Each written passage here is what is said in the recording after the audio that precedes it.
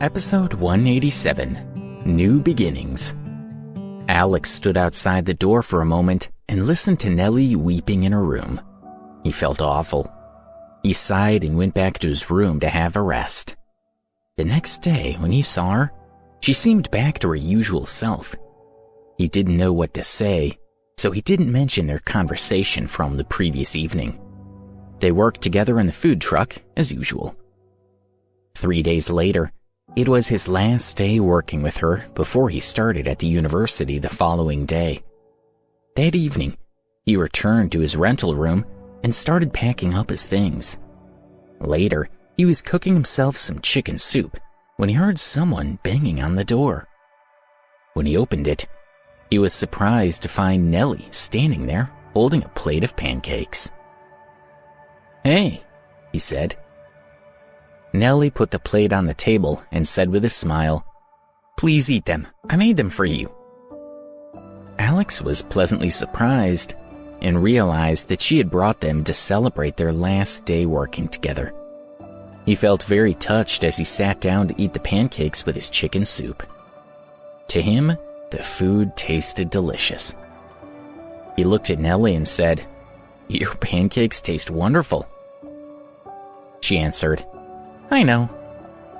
She had been carefully watching Alex as he ate, and she thought to herself, "He really is a lovely boy.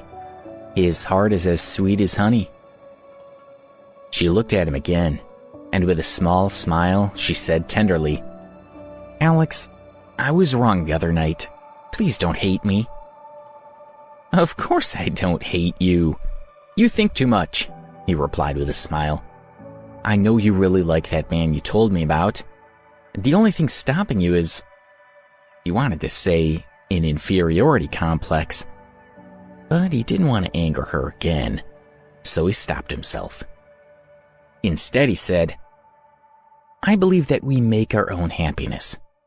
I think you should take the initiative to find him and tell him how you feel. I think there's still reason to be hopeful." Nellie had spent the previous 2 days giving serious consideration to what Alex had said. She replied, "But I'm so worried that if I find him, he'll laugh at me again for being ugly and for thinking I could be with someone like him."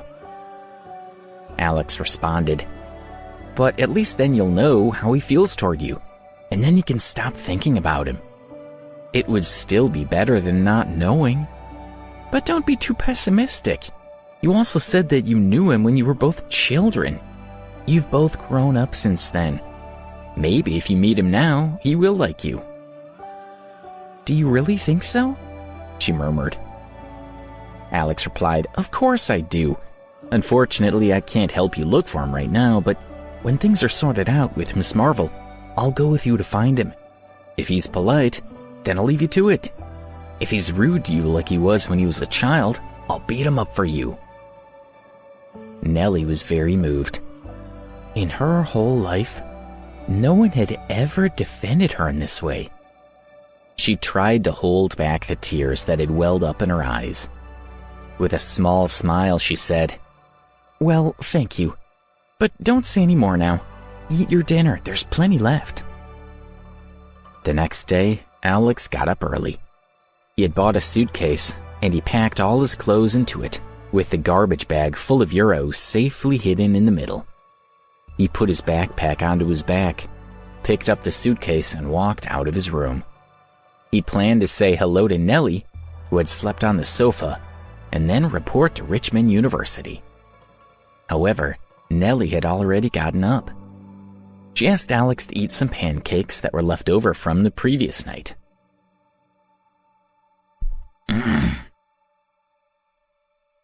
When he finished eating, she gently patted him on the shoulder. When he turned around, he found her holding out a stack of dollar bills toward him. She said, "This is your wage. It was $1,200 in total. I didn't deduct a single dollar from you." Alex now had a huge amount of money in his suitcase. So he said, "No, please keep the money." Nellie was bewildered. She asked, "Why did you work for me if you didn't want the money? I know you need it. I'm leaving now. You take the money. As far as she knew, he was as poor as she was. Alex hesitated. He had no way of proving his real identity to her, so he took the money. He thought, I have her bank details. If she looks like she's struggling, I can always transfer it to her. Nellie drove Alex to the university in the food truck. Outside the front gate, they climbed out of the truck. All around them, students were walking past with their suitcases. A girl approached Alex and said, Alex? He saw that it was Philippa. They chatted, and it turned out that Philippa was also studying at Richmond University. She had been feeling a little guilty, but also grateful to Alex since they had last met.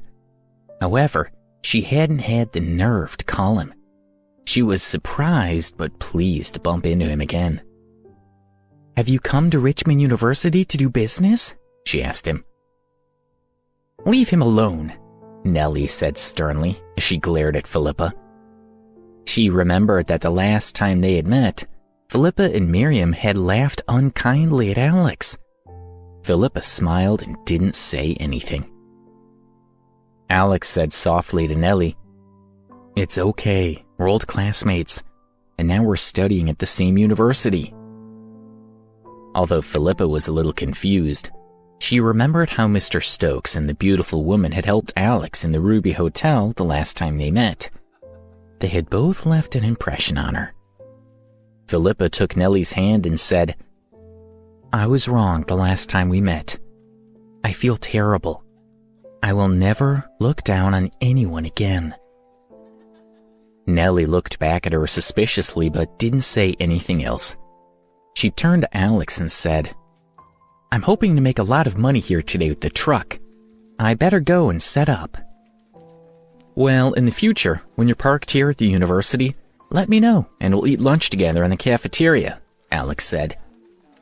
Then he watched Nellie go back to the food truck and start selling pancakes to the students. He and Philippa walked through the gate to the university. As they went through the gate, they heard a lot of talking and laughing coming from behind them. Alex turned his head and saw a young man surrounded by beautiful women. He was tall and athletic and stood very straight. He was well dressed in an expensive shirt and pants and designer shoes. He also wore Prada glasses, which made him look like a movie star. Two beautiful women stood at each side of him, obviously flirting outrageously. The young man held a bottle of Evian in his hand and looked very relaxed. The women giggled at his jokes, complimented him, and occasionally clapped their hands. It was clear that the four girls were trying to persuade the young man to put his arms around their waists, but he didn't seem to be interested in cuddling them. The man and the beautiful girls were very eye-catching, and they quickly became the center of attention. Everyone passing by stopped to look at them with envious glances. As Alex watched, the man and his friends arrived at the gate. They stood side by side and blocked a car from entering. It was a very expensive sports car. Alex guessed its value to be at least $100,000. He assumed that the car belonged to someone rich and powerful, but it appeared that the driver didn't even dare to sound the horn. Philippa noticed Alex looking curiously at the tall man and explained, That's Colin Patterson. He's in the music department. His family is very rich, and all the girls in the school fancy him. Alex understood what Philippa had told him, but still had some doubts.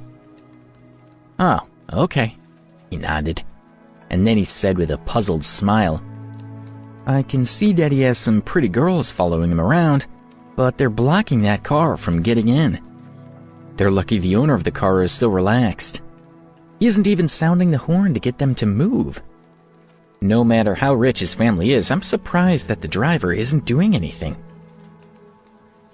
As Colin and his friends approached them, Philippa pulled Alex to the side, out of their way. One of the beautiful girls said with a smile, Colin, I love it when we walk with you. Everyone moves to make way for us. Colin replied with a smile. They're giving way to me because you four are with me. The fact is that they're ashamed of themselves and can't help but get out of my way. Colin, you can really make us happy. You're so sweet that I really don't want to leave you for a moment, the four girls laughed. When Colin passed Alex, he didn't even notice his existence. He saw straight through him.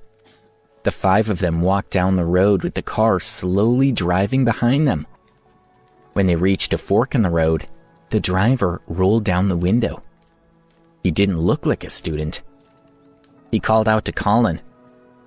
Colin, I'll wait for you at Ocean Building later. Colin just glanced at him and then continued to walk with the four girls.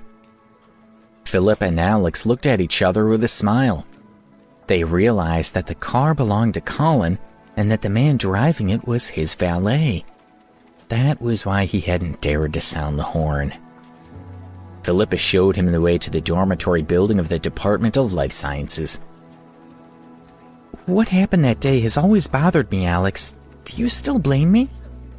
She asked as they walked together. Alex shook his head and said with a smile, If I had blamed you, would I have let you go that day?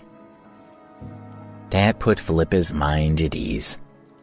She asked, How do you know Mr. Stokes? Who was that beautiful lady and why did they help you? Alex knew that he couldn't tell Philippa his true identity. Even if he did tell her, he knew that she wouldn't believe him. He quickly invented an explanation and said, Actually, I was just lucky. Mr. Stokes brought the lady to buy 2 pancakes from the stand. She thought that the pancakes I made were delicious and she gave me a lot of praise. She knew I was a poor college student and couldn't go back to New York, so she persuaded Mr. Stokes to help me switch to Richmond University.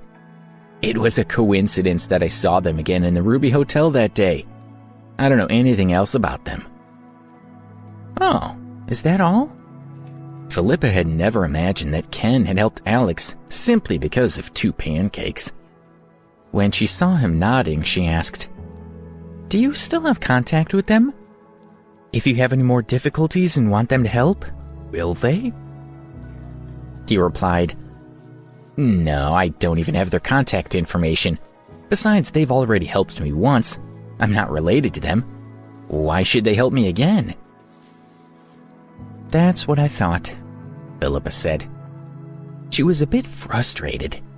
She still had her plans and thought that if Alex could talk to Ken, maybe he could convince him to help her find a good job in the future. Now, it seemed that it was not possible.